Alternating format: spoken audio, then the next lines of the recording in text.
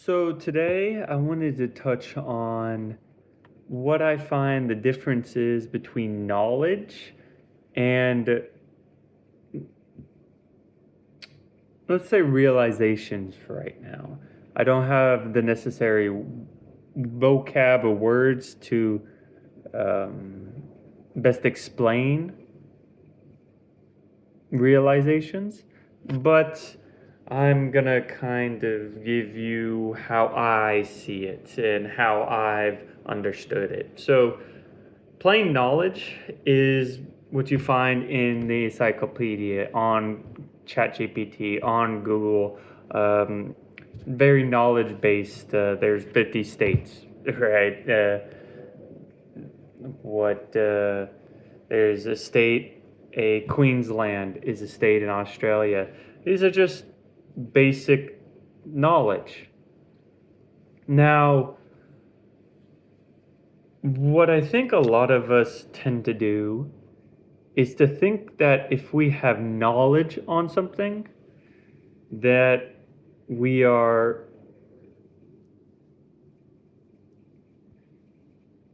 well, we would usually characterize ourselves as knowledgeable, but also think of ourselves wise as well. Uh, I've thought this a lot in my early 20s, that by reading books and gathering knowledge, just direct knowledge, can give me a little bit more insight on life.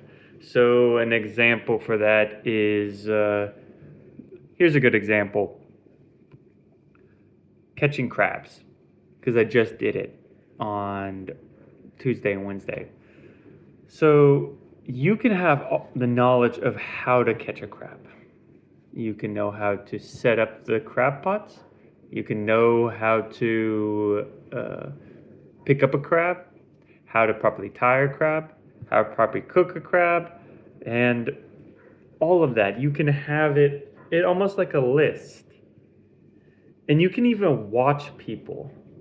This is another thing about knowledge that I don't think people realize. You can also watch people who are doing this activity, let's say crabbing, and criticize them and say, hey, that's not actually how you do it. You do it this way. You do it that way. You do this way. I would put this into knowledge. And I think this is quite detrimental when we think our knowledge is wisdom. And that's what happens a lot whenever we're criticizing someone or we're saying, no, you did it wrong. You should do it this way. Because we have to realize that just because we have the knowledge doesn't mean we have the actual realization of actually doing the actions. So let's take the crab example. So I can have all the knowledge in the world on how to catch a crab. But have I realized how hard it is? Have I realized how to actually set it up myself? For example, with crab pots, I've realized that you have to, it's kind of like a tent. You have to assemble it and put there's little prongs that are between two like circles that you have to clip in, so the two circles are on top and bottom, connect each other. Well, what I didn't realize is that these things are super hard to get in, and sometimes they're not super hard. But these pots, these traps we had, it was really hard to just yank my way into this, and that was a realization that I had. I knew how to do it. Right? It's not like I had a lack of knowledge, but when I actually partook in the activity, I had certain realizations on how the pot should actually be constructed but also the obstacles and the hardships, not hardship, but obstacles that come with making a crab pot, as in trying to shove this little prong in.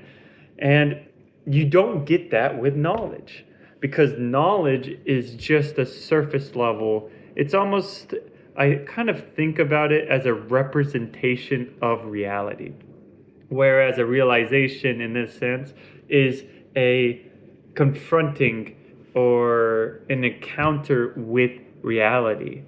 And once you have these encounters with reality, you start gaining realizations. I'll give you another example. So language is such a wonderful example of this, is because, for example, we try to learn languages in school. We tell you this is how it's conjugated, this is how it's said, this is the vocab that's used. But then when you actually go to the country, or any country that uses that language, you find that language is really flexible. It's used in many different ways. Whenever you go to a new country that speaks for you, a new country that speaks this language, they have their own dialect. They have their own way of saying things. They might use this word or more than this word. They might not even. Well, a good example is this. As I said, the last one is German, and you can learn High German and still go to these regions in Germany and not understand what they're saying, because there's different dialects, there's different ways of speaking.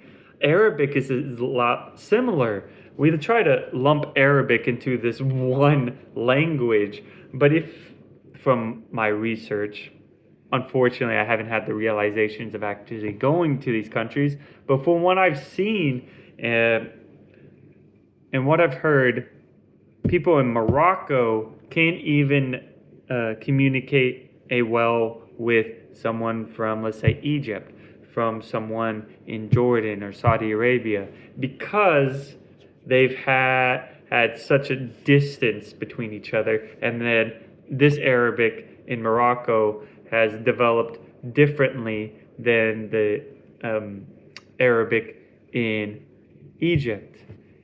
And it's that realization whenever you go to these countries that, let's say you've learning Arabic and you try to go to one of these countries, it's that realization of, oh crap, they speak differently than how I learned.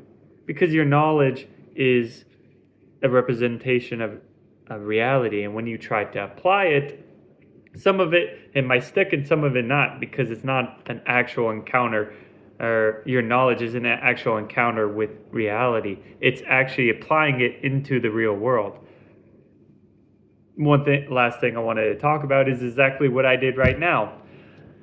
I have knowledge about these Arabic countries, but I don't actually have the realization of how hard it is, or how easy it is, or if it is, how true it is that Moroccans can't speak with Egyptians, or they have to fall back on High Arabic. It's all my hearsay and what I've accumulated in knowledge.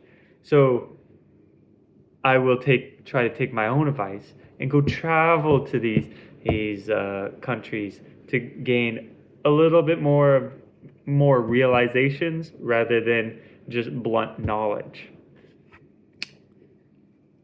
So yeah, it's kind of interesting. I ended off with a hypocritical statement, but that's why I do this, to try to think through things, to think through my reasoning, think through my thoughts on what's going on, and try to give you something as well. So that's it for me. I will see y'all soon.